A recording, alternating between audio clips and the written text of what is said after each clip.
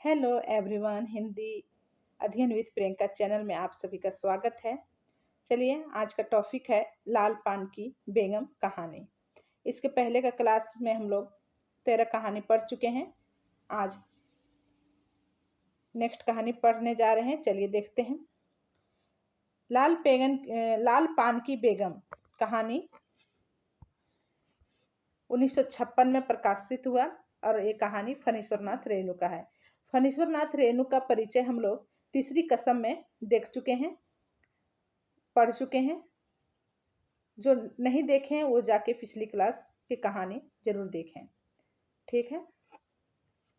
कहानीकार फणीश्वरनाथ रेणु, प्रकाशन वर्ष 56, पत्रिका और कहानी संग्रह। पत्रिका में प्रकाशित हुई। कहानी पत्रिका में प्रकाशित हुई। कौन कहानी पत्रिका में? तो कहानी पत्रिका में। और ठुमरी काव्य संग्रह में संकलित है। ठीक है। पात्र देख लेते हैं।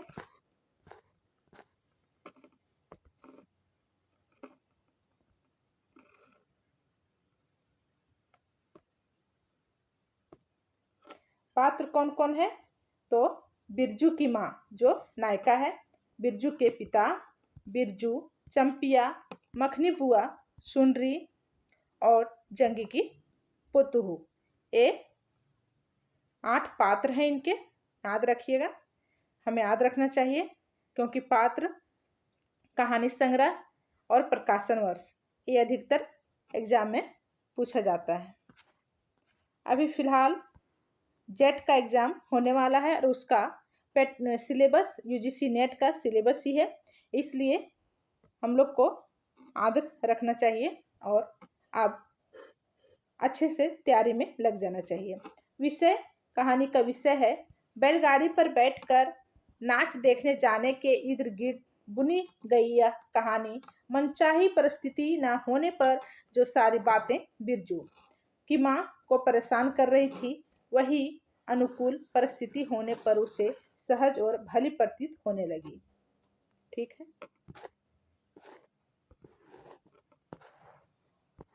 अब हम लोग मूल कहानी पढ़ेंगे।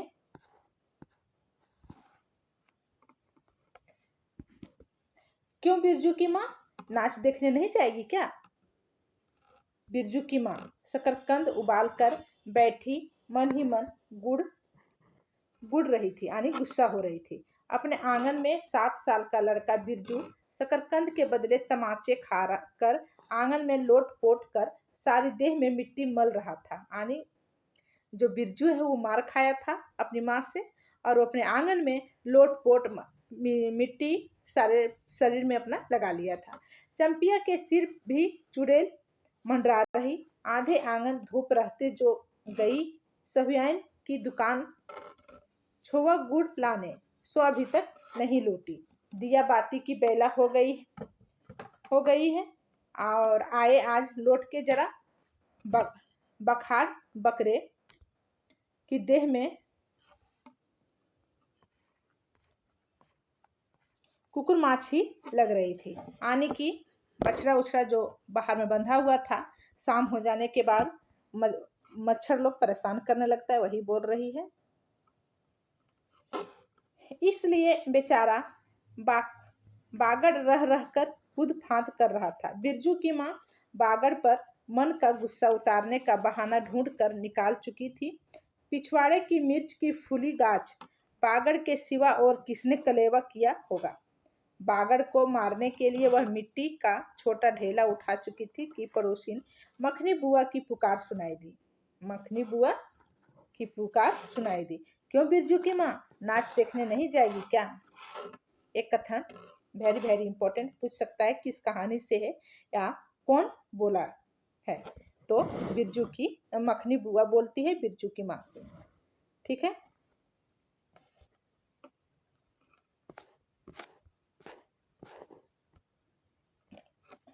बिरजू की माँ के आगे नाथ और पीछे पघैया ना हो तब न बुआ। गर्म गुस्से में बुझी नुकीली बात बुआ की देह में धंस गई और बिरजू की माँ ने हाथ के ढेले को पास ही फेंक दिया। बेचारे बागड़ को कुकुरमाछी परेशान कर रही है। आय आय, हर हर, आय आय। बिरजू ने लेटे ही लेटी बागड़ को एक डंडा लगा दिया। बिरजू की माँ की अच्छा हुई कि जाकर उसी डंडे से बिरजू का भूत भगा दे। वो सोची कि जाके इसका भी भूत भगा दे, उसको भी मारे। किंतु नीम के पास खड़ी पनभरनियों की खिलखिलाहट सुनकर रुक गई। बोली, ठहर, तेरे बप्पा ने बड़ा हाथ छुट्टा बना दिया है तुझे, बड़ा हाथ चलाता है लोगों पर, ठहर तू। वो अपने बिरजू को कहती है।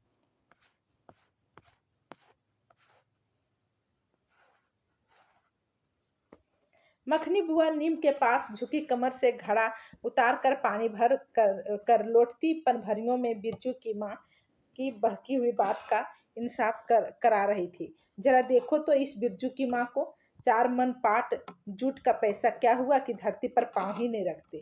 सब पानी भरने जो आई थी वो सब लेडीज इसका मजाक उड़ा रही है। इंसाफ करो, खुद अपने मुंह से 8 दिन पहले से ही गांव की गली गली में बोलती फिरी है। हाँ, इस बार बिरजू के बप्पा ने कहा है कि बैलगाड़ी पर बैठाकर बलरामपुर का नाच दिखा लाऊंगा। अब ये नाच कहाँ लगा है? बलरामपुर में।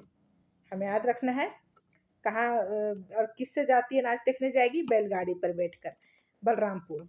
बैल अब अपने घर है तो 1000 गाड़ियां मंगनी मिल जाएगी। सो मैंने अभी टोक दिया, नाच देखने वाली सब तो ओन पोन कर तैयार है, यानी वो पहन ओढ़ कर कपड़ा तैयार हो रही है, रसोई पानी कर रहे हैं। मेरे मुंह में आग लगे क्यों मैं टोकने गई? सुनती हो क्या जवाब दिया बिरजू की माँ ने?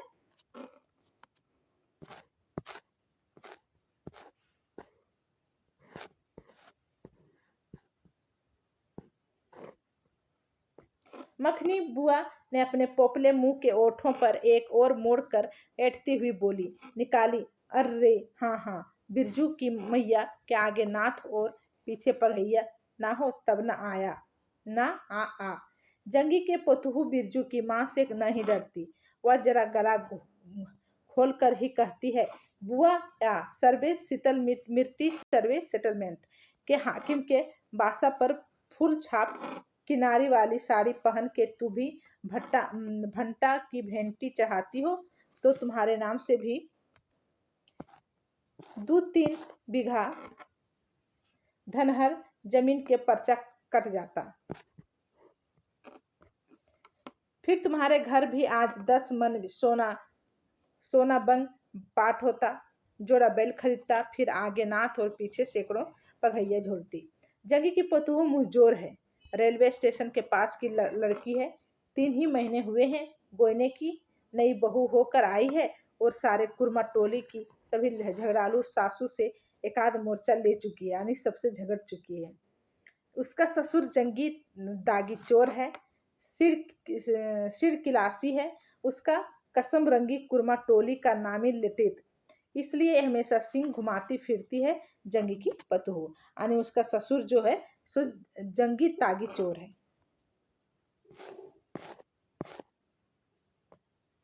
बिरजू की माँ के आंगन में जंगी की पतोह की गला खोल बोली गुलेल की गोलियां की तरह दंदनाती हुई आई थी। बिरजू की माँ एक तीखा जवाब खोज कर निकाला, लेकिन मन अफसोस कर रह गई। गोबर की ढेरी में कौन ढेला फेंके? जीभ के झाल को गले में उतार कर बिरजू की माँ ने अपनी बेटी चंपिया को आवाज दी, अरे चंपिया आया, आज लोटे तो मेरी मुंडी मरोड़ कर चूल्हे में झोंकती हूँ। उसकी बेटी गई थी सो लेट कर दी थी, वही उस पर गुस्सा हो रही है चंपिया की मम्मिया। दिन दिन बेचाल होती जाती है। गांव में तो अब ठेठर बेस्कोप का गीत गाने वाली पतुरिया पोथू सब आने लगी है। कहीं बैठक बाजी न मुलरिया सीख रही होगी। हाँ राजाई, अब चंपिया आया, ये बाजे न मुरलिया गीत है। ये पूछा जाता है कि किस कहानी में ये गीत गाया है, तो बाजे न मुरलिया, और कौन, तो चंपिया का है ये और लाल पाट की बेगम, याद रखना है हमें।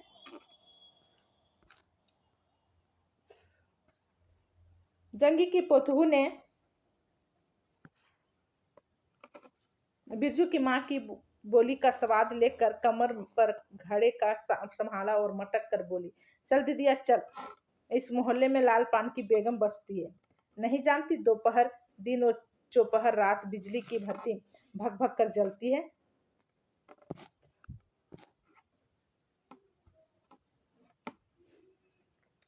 है। भग भग बिजली की बत्ती बात सुनकर न जाने क्यों सभी खिलखिलाकर हंस पड़ी। बुआ की टूटी हुई दंत पंक्तियों के बीच से एक मीठी गाली निकली, शैतान की नानी। बिरजू की माँ की आंखों पर मानो किसी ने तेज टॉर्च की रोशनी डालकर चौंधिया दिया। भग भग बिजली बत्ती।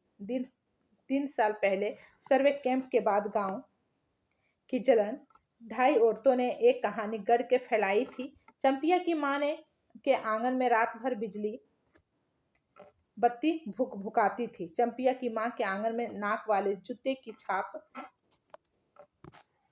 घोड़े की टिप की तरह जलो जलो और जलो। चंपिया की माँ के आंगन में चांदी जैसे पाट सूखते देखकर चलने वाली सब औरतें खलियान पर सोनोली धान के बोझों को देखकर बैंगन की भोरता हो जाएगी। आने मिट्टी के बर्तन से टपकते हुए छोवा गुड़ की को उंगलियों से चाटती हुई चंपिया आई और माँ के तमाचे खाकर चीख पड़ी, मुझे क्यों मारती है? ये सहुआइन जल्दी से सौदा नहीं देती है। ये कैसा वर्ड है?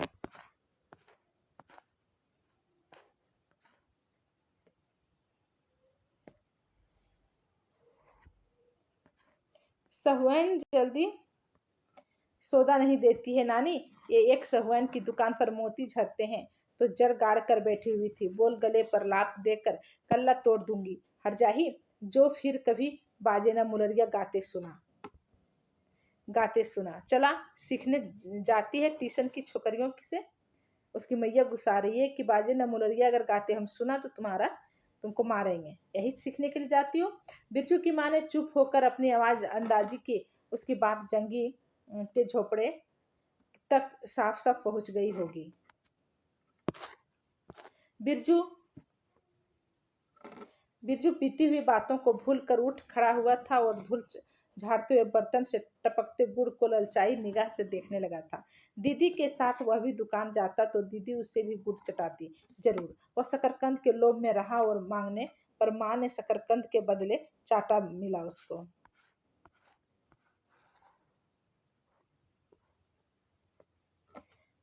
पर माँ शकरकंद के बदले ए मैया और अंगुली गुड़ दे दे। बिरजू की तलहत्ती फैलाई दे न मैया, एक रत्ती भर। एक रत्ती क्यों? उठा के बर्तन को फेंक आती हूँ पिछवाड़े में, जाके चाटना, नहीं बनेगी मीठी रोटी। मीठी रोटी खाने का मुंह होता है? बिरजू की माँ ने उबले शकरकंद का सूप रोती हुई चंपिया के सामने रखते हुए कहा, बैठ के छिलके उतार, नहीं तो अभी। 10 साल की चंपिया जानती है शकरकंद छीलते समय कम से कम 12 बार माँ उसे बाल पकड़कर झकझोरेगी, छोटी छोटी घोंट निकाल कर गालियां देगी। पांव फैला के क्यों बैठी है उस तरह? बैलजी। चंपिया माँ के गुस्से को जानती है। बिरजू ने इस मौके पर थोड़ी सी खुशामंद करके देखा, मैया मैं भी बैठकर शकरकंद छीलूं। नहीं, माँ ने झिटकी दी।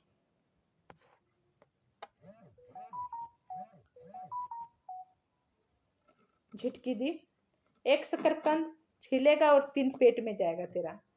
जाके सिद्धू की बहू से कहो 1 घंटे के लिए कढ़ाई मांग कर ले गई तो फिर लौटाने का नाम नहीं। जा जल्दी।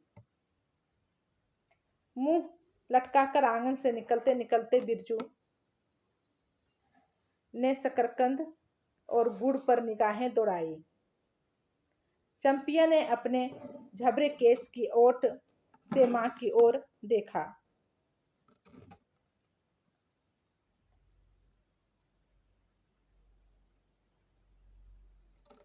और नजर बचाकर चुपके से बिरजू की ओर एक शकरकंद फेंक दिया। बिरजू भागा। सूरज भगवान डूब गए, दिया बाती की बेला हो गई। अभी तक गाड़ी। चंपिया बीच में ही बोल उठी, कोयरी टोले में किसी ने गाड़ी नहीं दी मैया। बप्पा बोले माँ से कहना सब ठीक ठाक करके तैयार रहे, मलदहिया टोली के मियाँ जान की गाड़ी लाने जा रहा हूँ। वो कहाँ गाड़ी लाने जा रहा है? तो महलदैया टोले, ये भी याद रखना है। मलदैया टोले मियाँ जान की गाड़ी। सुनते ही बिरजू की माँ चेहरा उतर गया, लगा छाते की कमानी उतर गई घोड़े से अचानक। कोयरी टोले का जिक्र हुआ है, मलदैया टोले का जिक्र हुआ है। किसी ने गाड़ी मांगने नहीं दी, तब मिल चुकी गाड़ी। जब अपने गांव के लोगों की आंख में पानी नहीं, तो मलदैया टोली के मियाँ जान गाड़ी का क्या भरोसा।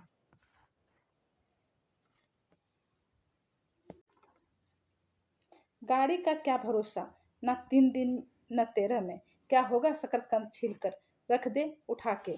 यह मर्द नाच दिखाएगा, बैलगाड़ी पर चढ़कर नाच दिखाने ले जाएगा।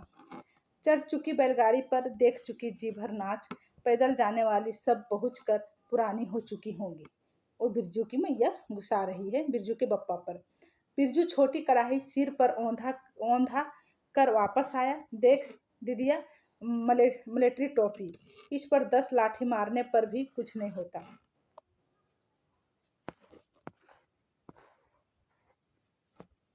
चंपिया चुपचाप बैठी रही, कुछ बोली नहीं, जरा सी मुस्कुराई भी नहीं। बिरजू ने समझ लिया मैया का गुस्सा अभी उतरा नहीं है पूरे तौर से पूरे तौर से।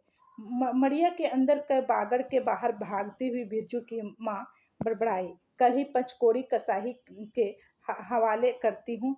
राकस तुझे हर चीज में मुंह लगाएगा। चंपिया बांध दे बागड़ को, खोल दे गले की घंटी, हमेशा टुनुर टुनुर मुझे जरा नहीं सुहाता है। वो गुस्सा इधर उतार रही है अपना। टुनुर टुनुर सुनते ही बिरजू को सड़क से आती हुई बैलगाड़ियों की आद हो आई। अभी बबुआन टोले की गाड़ियां नाच देखने जा रही थी, झुनुर झुनुर बैलों की झुमकी। तुमने सुना? बेसी बकबक मत करो। बागड़ के गले से झुमकी खोलती बोली, चंपिया चंपिया, डाल दे चूल्हे में पानी। बप्पा आवे तो कहना कि अपने उड़न जहाज पर चढ़कर नाच देख आए। मुझे नाच देखने का शौक नहीं। मुझे जगाइयो मत, कोई मेरा माथा दुख रहा है। उसकी मैया बहाना मार के और सो जाती है। मड़िया के ओसरे पर बिरजू ने फिसफिसास के पूछा, क्यों दीदिया, नाच में उड़न जहाज भी उड़ेगा? चटाई पर कथरी ओढ़ कर बैठती हुई चंपिया ने बिरजू को चुपचाप अपने पास बैठने की इशारा किया। मुफ्त में मार खाएगा बेचारा। बिरजू की बहन की कथरी में हिस्सा बांटते हुए चुक्की मुक्की लगाई। जाड़े के समय इस तरह घुटने पर टूटी रख चुक्की मुक्की लगाना सीख चुका है वह। उसने चंपिया के कान के पास मुंह ले जा कर कहा, हम लोग नाच देखने नहीं जाएंगे। गांव में एक पंछी भी नहीं है, सब चले गए। चंपिया तो तिल भर भी भरोसा नहीं। संझा तारा डूब रहा है, बप्पा अभी तक गाड़ी लेकर नहीं लौटे। 1 महीना पहले से ही मैया कहती है बलरामपुर के नाच के दिन मीठी रोटी बनेगी। चंपिया छिट की साड़ी पहनेगी, बिरजू पैंट पहनेगा। बैलगाड़ी पर चढ़कर चंपिया की भीगी पलकों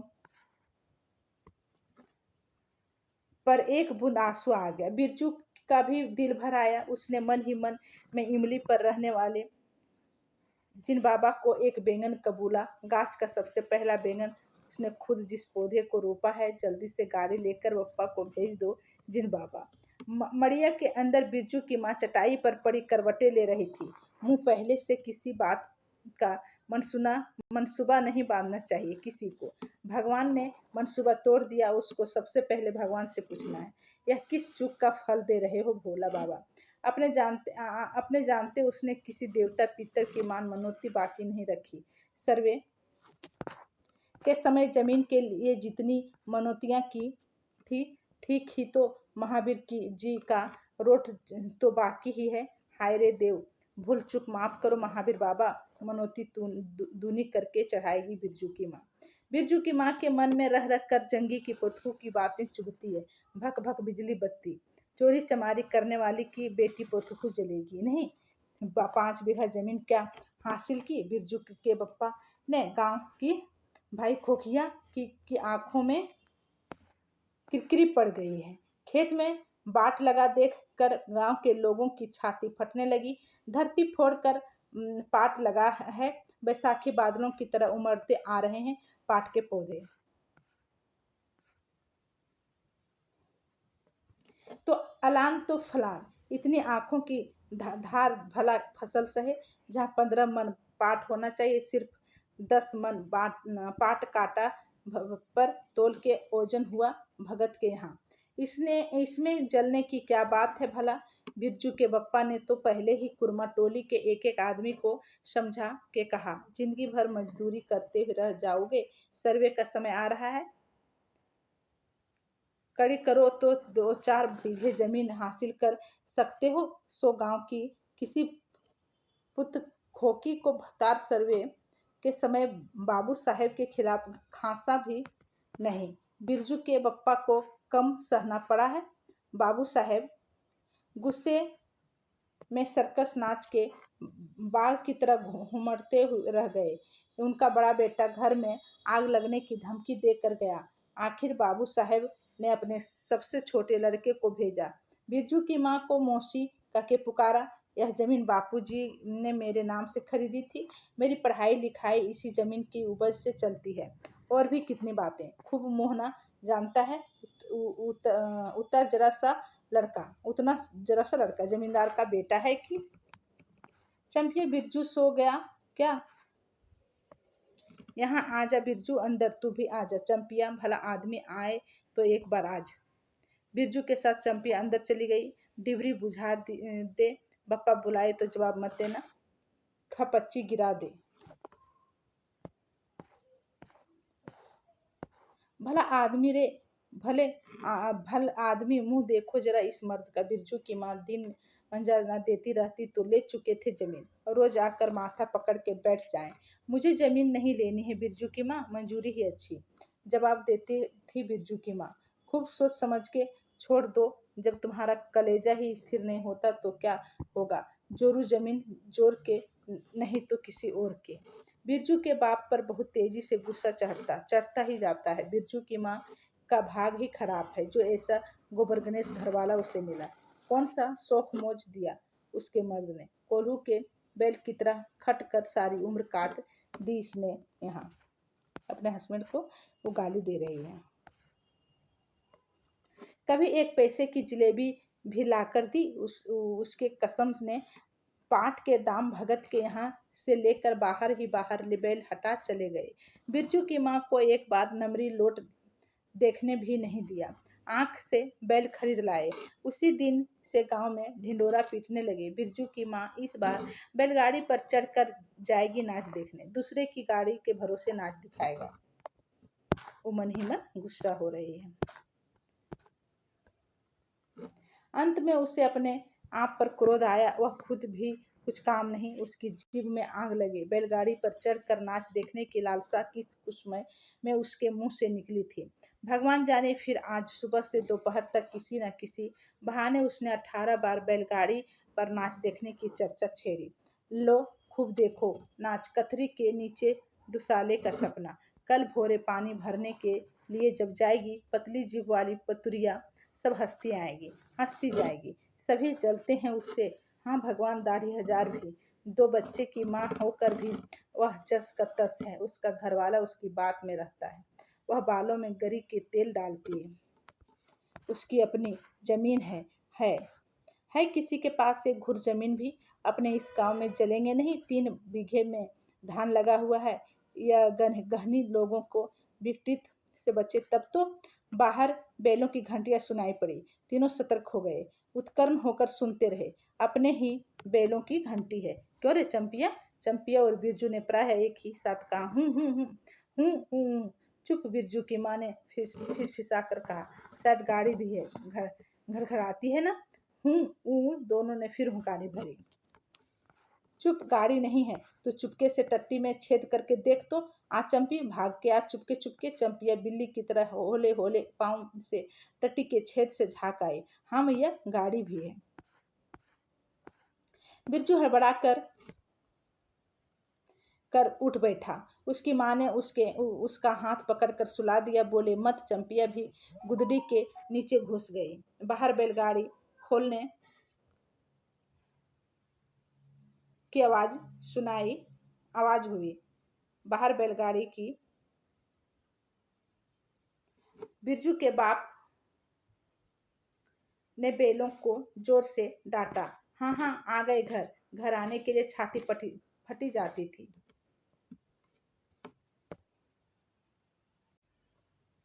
बिरजू की माँ ताड़ गई। जरूर महलदैया टोली में गांजे की जिलम चढ़ रही थी। आवाज तो बड़ी खनखनाती हुई निकल रही है। चंपिया, हाँ, बाहर से पुकार कर कहा उसके बप्पा ने। बैलों को घास दे दे चंपिया। अंदर से कोई जवाब नहीं आया। चंपिया के बाप ने आंगन में आकर देखा तो ना रोशनी, न चिराग, न चूल्हे में आग। बात क्या है? नाच देखने उतावली होकर पैदल ही चली गई क्या? उसके बप्पा कहते हैं। बिरजू के गले में खसखसाहट हुई और उसने रोकने की पूरी कोशिश भी की, लेकिन खांसी जब शुरू हुई तो पूरे 5 मिनट तक वह खांसता रहा। बिरजू बेटा, बिरजू मोहन, बिरजू के बाप ने पुचकार कर बुलाया। मैया गुस्से के मारे सो गई क्या? अरे अभी तो लोग जा ही रहे हैं। बिरजू की माँ के मन में आया कि कस कर जवाब दे, नहीं देखना है नाच, लौटा दो गाड़ी। चंपिया, हाँ, उठती क्यों नहीं? ले, धान की 25 रख दे। धान की बालियां का छोटा झब्बा झोपड़े के ओसरे पर रख कर उसने कहा, दिया बालो। बिरजू की माँ उठकर ओसरे पर आई। 1:30 पहर रात को गाड़ी लाने की क्या जरूरत थी? नाच तो अब खत्म हो गया हो रहा होगा। डिबरी की रोशनी में धान की बालियां का रंग देखते ही बिरजू की माँ के मन का सारा मैल दूर हो गया। धानी रंग उसकी आंखों से उतरकर रोम रोम में घुल गया। नाच अभी शुरू भी नहीं हुआ होगा। अभी अभी बलमपुर के बाबू किसी सपनी गाड़ी मोहनपुर होटली बंगला से हाकिम साहब को लाने गई है। इस साल आखिरी नाच है। पंचसीज टट्टी में खोजते अपने खेत का फुलसती हुई बिरजू की माँ ने पूछा। पक गए धान? नहीं, 10 दिन में अघन चढ़ते चढ़ते लाल होकर झुक जाएगी सारे खेत की बालियां। मलदैया टोली पर जा रहा था। अपने खेत में धान देखकर आंखें जुड़ा गई। सच कहता हूँ, 25 तोड़ते समय उंगलियां कांप रही थी मेरी। बिरजू ने धान की एक बाली से एक धान लेकर मुंह में डाल लिया और उसकी माँ ने एक हल्की डांट दी। कैसा लुक्कड़ है रे तू? इन दुश्मनों के मारे कोई नियम धर्म बच्चे। क्या हुआ, डांटती क्यों? नवाम के पहले ही नया धान जुठा दिया, देखते नहीं? अरे इन लोगों का सब कुछ माफ है, चिरी चुरमुन है यह लोग। दोनों के मुंह में नवान के पहले नया अन ना पड़े।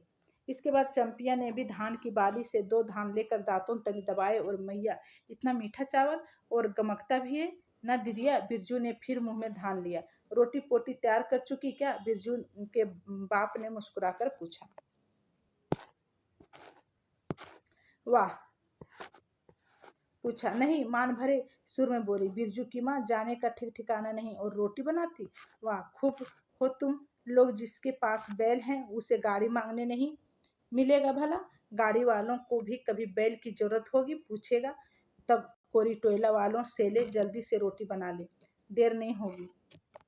अरे टोकरी भर रोटी तो तू पलक मारते बना देती। 5 रोटियां बनाने में कितनी देर लगेगी? अब बिरजू की माँ के ओठों पर मुस्कुराहट खुलकर खिलने लगी। उसने नजर बचाकर देखा। बिरजू के बप्पा उसकी ओर एकटक निहार रहा है। चंपिया और बिरजू ना होते तो मन की बात हंसकर खोलने में देर न लगती। चंपिया और बिरजू ने एक दूसरे को देखा और खुशी से उनके चेहरे जगमगा उठे। मैया बेकार गुस्सा हो रही थी ना? चंपी जरा घेल सार में खड़ी होकर मखनी बुआ को आवाज दे तो। ए बुआ आ, सुनती हो? बुआ आ, मैया बुला रही है। बुआ ने कोई जवाब नहीं दिया, किंतु उसकी बड़बड़ाहट स्पष्ट सुनाई पड़ी। हाँ, या बुआ को क्यों गुहारती? सारे टोले में बस एक ही बुआ ही तो बिना नाथ पगैया वाली है। अरे बुआ, बिरजू की माँ ने हंसकर जवाब दिया। उसमें बुरा मान गई थी क्या? नाथ पगैया वाले को आकर देखो, दोपहर रात में गाड़ी लेकर आया है। आ जाओ बुआ, मैं मीठी रोटी पकाना नहीं जानती। बुआ काखती खांसती आई। इसी के घड़ी पहर दिन रहते ही पूछ रही थी कि नाच देखने जाएगी क्या? कहती तो मैं पहले से ही अपनी अंगीठी यहाँ सुलाती जाती। बिरजू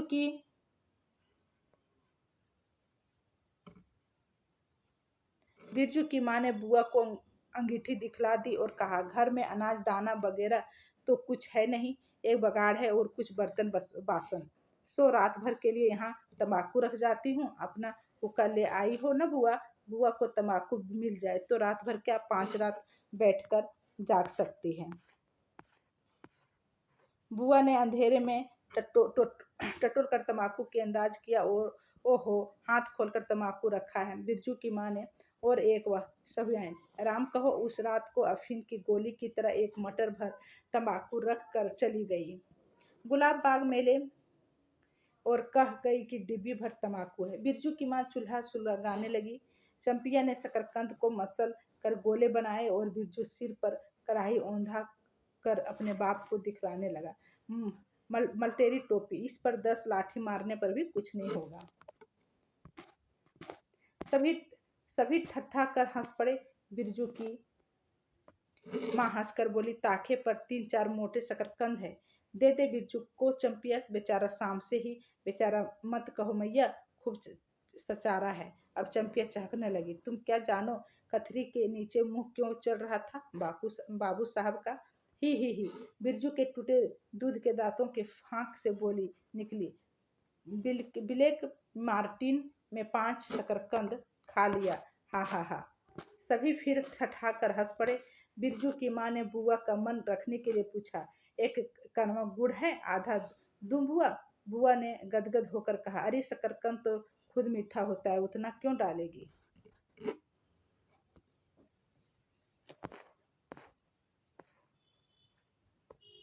जब तक दोनों बैल दाना घास खाकर एक दूसरे के देह को जीभ से चाटे, बिरजू की माँ तैयार हो गई। चंपिया ने छिट की साड़ी पहनी और बिरजू बटन का अभाव में पैंट पर बटसन की डोरी बंधवाने लगा। बिरजू के माँ ने आंगन से निकल गांव की ओर कान लगाकर सुनने की चेष्टा की।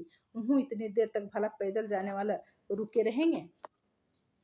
पूर्णिमा का चांद सिर पर आ गया है। बिरजू की माँ ने असली रूपा का मंगटिका पहना है। आज पहली बार बिरजू के बप्पा को हो क्या गया, गाड़ी जोतता क्यों नहीं, मुंह की ओर एकटक देख रहा है मानो नाच की लालपान की। गाड़ी पर बैठते ही बिरजू की माँ की देह में एक अजीब गुदगुदी लगने लगी। उसने बांस की बल्ली को पकड़कर कहा, गाड़ी पर अभी बहुत जगह है, जरा दाहिनी सड़क से गाड़ी हाँकना। बैल जब दौड़ने लगे तो पहिया जब चू चू करके घर घर आने लगा तो बिरजू से कहीं नहीं रहा गया। उड़न जहाज की तरह उड़ाओ बप्पा।